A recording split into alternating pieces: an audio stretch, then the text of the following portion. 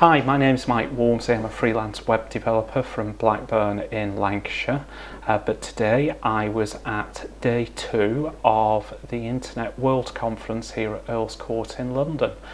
Things started off well, and just before I go any further, I know I've used the phrase started off well.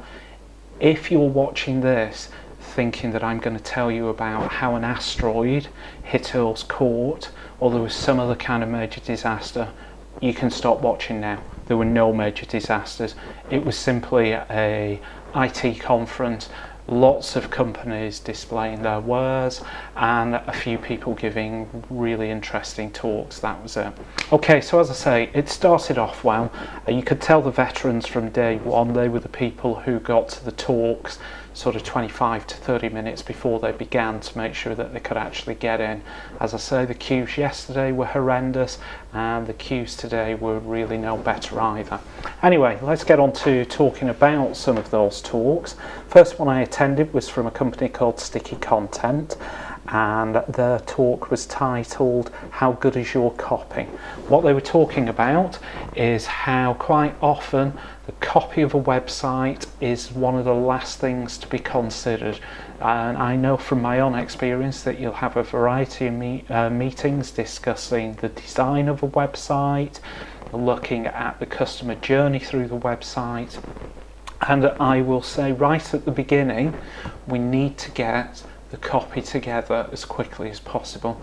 And invariably, the site's built and the copy still hasn't been produced. What then tends to happen is that that copy is produced, but it's rushed and consequently isn't as effective as it possibly could be. Some of the tips that they gave were, first of all, to plan the copy, to look at making it easy to navigate through it. So when you look at it, it should be easy to tell which bits are sort of headings and paragraphs. It should be easy to read on the screen. Again, using headers and paragraphs breaks information up so that you can scan it and get the key points from it. It should also be findable from a search engine perspective, but let's not go too heavy on dropping in keywords everywhere, and let's try and use natural language as much as possible. And also you need to consider the tone of voice that you feel that your brand should have. This is particularly important if you've got 2 or 3 individuals who are all producing copy for the same site. You need it so that as people move through the site, they get the same feel, in the same way that you'd have the same look and feel in your design. Your copy needs to have the same tone of voice. So I've taken quite a few things away from that talk, and I'll certainly be implementing them in forthcoming client meetings. My next talk after that was with Gillian O'Neill from moviestar.tv. And what moviestar.tv is a website where you can upload your sort of corporate video. And you might say, well, hang on, we've already got YouTube for doing that. And yes, you would be right, we do have. The difference with moviestar.tv is that unlike YouTube, your video won't be surrounded by a load of videos from your competitors that may tempt your customers to go and have a look at those. And the other thing about it is that within the moviestar.tv site, you can actually customize the look and feel of your page to a really extreme extent. You can change all the background colors, you can add your logo, so you can give it a real branding to make it fit in with your company image. Some of the things that Gillian was talking about was how YouTube had allowed the explosion of video onto the web, and that now user-generated content is much more acceptable. And I'll admit now that the video that you're watching is being shot on a camera that costs less than £100 and using a microphone that costs less than £20. For you aficionados, stop laughing at me. I know it's a little bit amateurish, but it's still acceptable. Another thing that she mentioned that I thought was very good is to make sure that whenever you shoot your video, you've always got a call to action at the end of it. So talk about your website address to encourage people to go and look at it. And that made me think about something that may seem a little bit random. There's a fighter in the Ultimate Fighting Championship, and for those of you that don't know, that's mixed martial arts or cage fighting, and he's the former lightweight champion, and he's a guy called BJ Penn. And at the end of each fight, when he's interviewed, his interviews are notoriously short, and he always finishes off by saying, if you want to know anything else, visit bjpenn.com. And I thought, yeah, that's actually a good call to action. Okay, I digress a little bit. Gillian talked about how you can use video for a number of reasons, such as conversion of leads, so that they're no longer leads but they're actually sales that you're making, that you can use video for frequently asked questions, and of course that you can get testimonials in video format. And I always think that these work really well, because it's one thing reading a testimonial from somebody, but it's something else when you can actually see that person talking. Again, talking about branding, she was suggesting that it would be better if you can have your sort of logo and company name on a poster in the background. I'd love to be able to do that, but right now I'm actually in a hotel room, so it's not particularly practical for me. Gillian is very enthusiastic. She's really committed to what she's doing, and I wish her every success. I was actually speaking to her before she gave her talk, and I wish I'd got a photograph of the mind map that she'd drawn that sort of explained everything that she was going to talk about. It's fantastic. Okay, so that kind of got me through the morning session. In the afternoon, I stuck with the video theme, and I attended a talk by Fergus Dyer-Smith on the many faces of video. Again, a very interesting talk. He explained how currently 60% of web traffic is video, and he did qualify that by saying, of course, video produces large file sizes, so we're actually talking about the amount of bandwidth that's being used rather than, say, number of pages being served. However, Cisco anticipate that by 2013, which is what, 18 months away now, 19 months away, that figure will actually have risen to 90%. So video is becoming a more and more important player within the sort of web space. Fergus also talked about how you're 53 times more likely to be ranked on Google's first page if you use video within your site. And that currently there are 35 hours of video being uploaded to YouTube every minute, and I'll certainly be adding to that later this evening.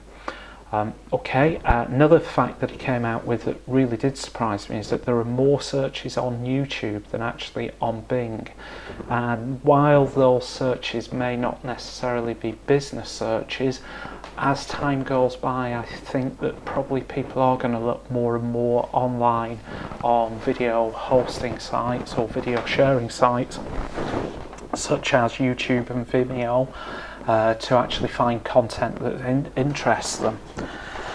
He also talked about how there are 51 ways to use video, and these include things such as testimonials, white papers, in-store videos, and sort of behind the scenes looks at companies. And then he finished off by giving some examples of where video has been used in a very effective manner. The first example he gave was from Dropbox.com, the file sharing site that allows you to upload and store your photos, music, etc. in the cloud. And what they did, they took a very bold step, and they actually changed their home page so that all it had was a short video, and then underneath that a download button. And they actually found that they had a 30% increase in sign-ups after changing the home page. The next example he gave was from Diamond Jewellery United, who put videos of every single product on their site. As you can probably tell, Diamond Jewellery, they sell jewellery, and all they had was a video that basically went around and gave you a good idea of what each piece of jewellery looked like. The advantage for them was that it led to a 60% decrease in the number of returns that they were receiving. So again, it shows how useful video can be within a website. And the final one is one that you may well have already come across on the web, and it's a company called Blend Tech who produce blenders. And what they did, they've set up a website called willitblend.com where they put all sorts of items such as iPhones, iPads, mobile phones, all sorts of bits and pieces into a blender and then see if it will actually blend. And the idea is that it proves just quite how tough these blenders are. As a result of this campaign, they've actually become a household name within the States.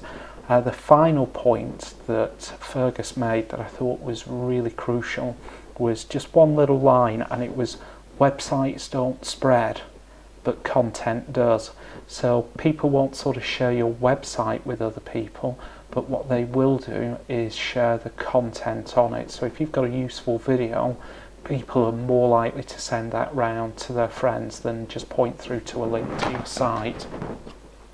So as you can tell, I spent a lot of today dealing with video, and the final talk that I attended was HTML5 and rich media mobile user interfaces, and this was given by Michael Neidhofer, who's the CEO of NetBiscuits. I did say HTML5+, this isn't some kind of improvement on HTML5, this is simply a bit of marketing on the part of NetBiscuits. HTML5+ is the name that they've got for a series of tools that create a framework for creating mobile websites.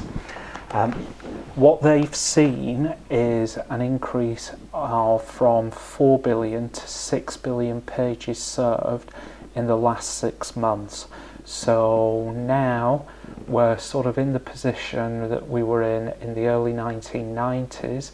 Back in the early 90s, companies were all sort of saying, must get a website. Now they're sort of looking at getting into the mobile space. It isn't going to be very far off before people are more likely to be browsing the net on mobile devices such as smartphones and tablets rather than laptops or traditional PCs. And as Michael pointed out, the traditional PC may become more of a work tool, whereas your smartphone and tablet are your devices of choice for actually browsing the internet. So that leads us then on to the question of how do you go about creating the website for a mobile device. And again, one of the key points that he made was don't get bogged down thinking that you've got to develop for one platform only. Try and use a cross-platform strategy. And again, he also talked about whether to develop a web app or a native app. And a web app is simply an app that's available via the internet, whereas a native app is one where you will download it and it's got everything built into it, so it's more the sort of traditional app that you're used to seeing on your smartphone. And he suggested that really you need to adopt a hybrid approach. So that took me through to the end of the day. I've had a busy day again today. Tomorrow's the final day of the show. I'm going to try and get into another couple of talks before I head home for Blackburn. But if you do want to find out a little bit more about me, then make sure you visit my website www.mickwalmsley.com. That's MICKWALMSLEY.com, and hopefully I will be speaking to you again tomorrow. Thanks for watching.